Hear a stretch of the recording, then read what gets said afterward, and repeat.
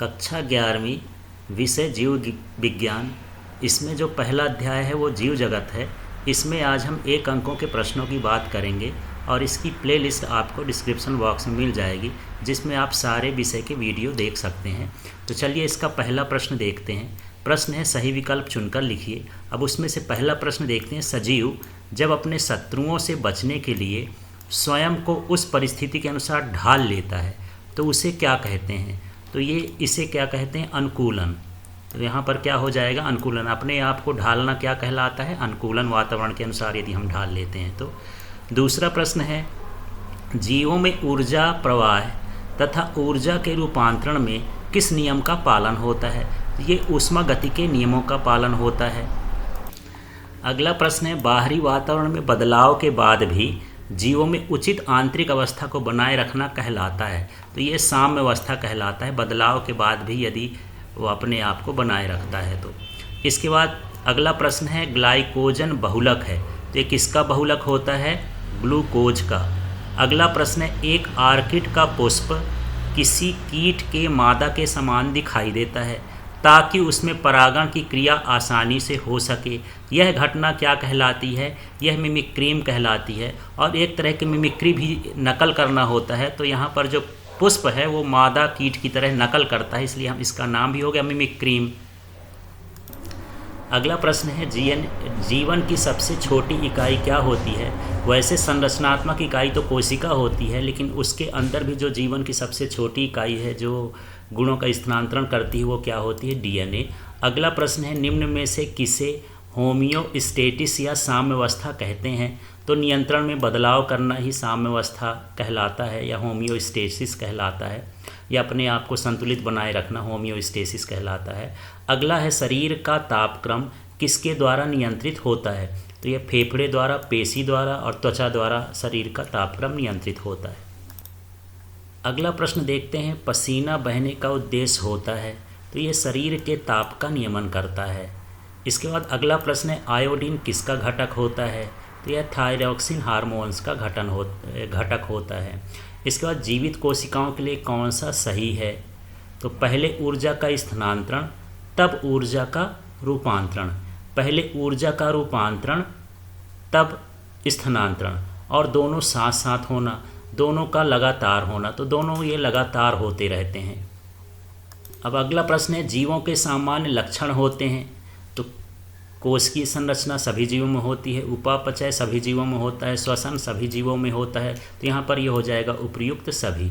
अब अगला है जीवों की आधारभूत आवश्यकता क्या होती है? तो उनकी आधारभूत आवश्यकता होती है ऊर्जा।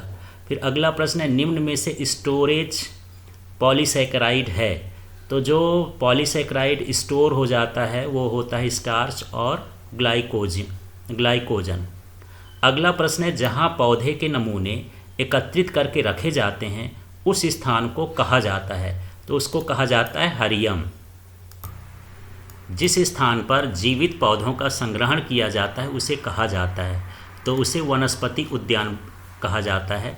यहाँ पर जीवित पौधों का संग्रहण करे जाना जहाँ पर होता है उसको क्या कहते हैं? वनस्पति उद्यान।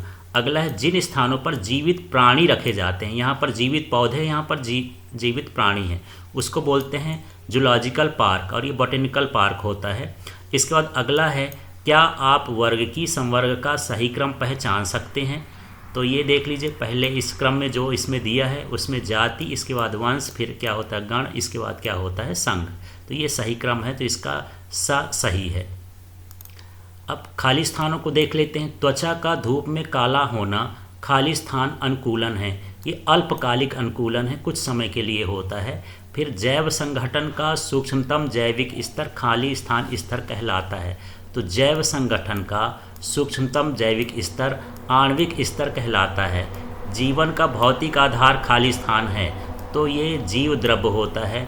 समष्टि के कुल जीन समूहों को खाली स्थान कहते हैं, तो इसे जीन पूल कहते हैं।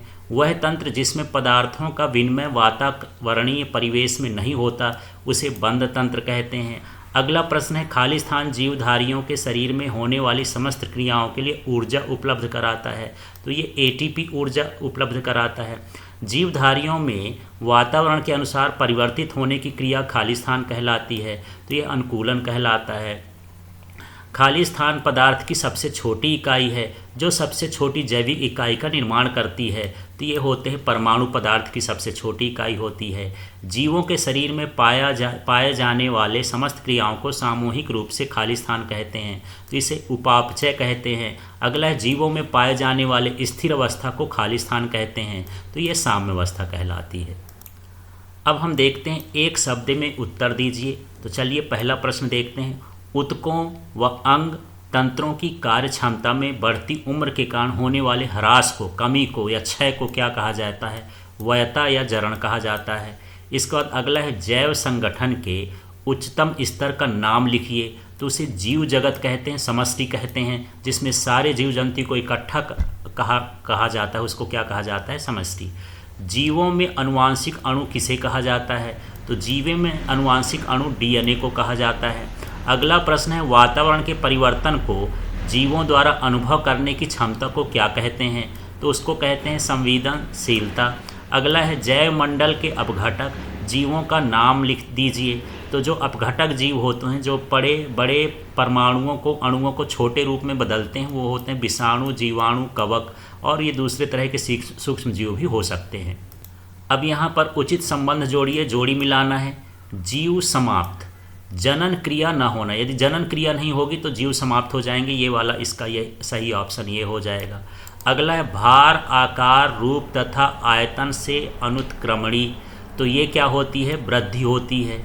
वृद्धि अनुत्क्रमणीय अभिक्रिया होती है, पुरानी अवस्था में नहीं होती। जैसे अब बच्चे छोटे हों तो बड़े होते जाते हैं, लेकिन बड़े होकर छोटे नहीं होते हैं। इसके बाद तीसरा है वनस्पतियों में शर्करा। तो वनस्पतियों में शर्करा किस रूप में रहती है? स्टार्च व मंड के रूप में संग्रहण में रहती है। चौथा है सर्वाधिक महत्वपूर्ण सुरक्षा अणु। तो यहाँ पर जो सुरक्षा अणु है, सर्वाधिक महत्वपूर्ण अणु है, वो कौन सा कहलाता है? जल कहलाता है।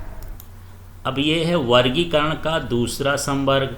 तो वर्गीकरण का दूसरा संवर्ग क्या होता है? कुल होता है। समान गुणों वाले वंशों के समूह को क्या कहते हैं? सॉरी, ये थोड़ा गड़बड़ हो गया, फिर से। वर्गीकरण का दूसरा संवर्ग वंश होता है। इसके बाद समान गुणों वाले वंशों का समूह कुल होता है।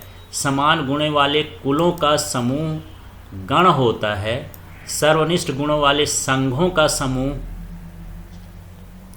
जगत होता है। और सर्वनिष्ठ गुणों वाले वर्गों का समूह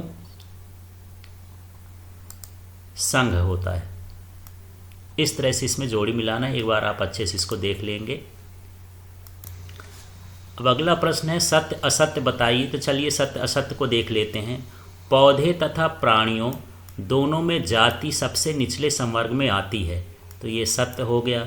जीवों के वर्ग जिसमें मौलिक समानता होती है उसे जाति कहते हैं, सत्य है। मानव का वैज्ञानिक नाम मैंगीफेरा इंडिका है, असत्य है, ये आम का होता है। वंश समीपस्थ संबंधित जातियों का समूह होता है, तो सही है। कुल वर्गीकरण के आधार पौधों के कायिक तथा जनन गुण हैं, सत्य है। वर्ग संवर्ग में प्राइमेट गण जिसमें बंदर, गोरिल्ला तथा गिब्बन आदि आते हैं, सत्य है। मानव का वर्ग इंसेक्टा है, असत्य है, इंसेक्टा वर्ग नहीं होता मानव का। कुंजी में प्रत्येक कथन मार्गदर्शन का कार्य करता है, पहचानने के लिए प्रत्येक वर्ग की संवर्ग जैसे कुल, वंश तथा जाति के लिए अलग अलग वर्ग की कुंजी की आवश्यकता होती है, सत्य है। तो इस तरह से इस चैप्टर के 1 अंक है। अगले वीडियो में हम 2 अंकों के प्रश्न को देखेंगे। Thank you.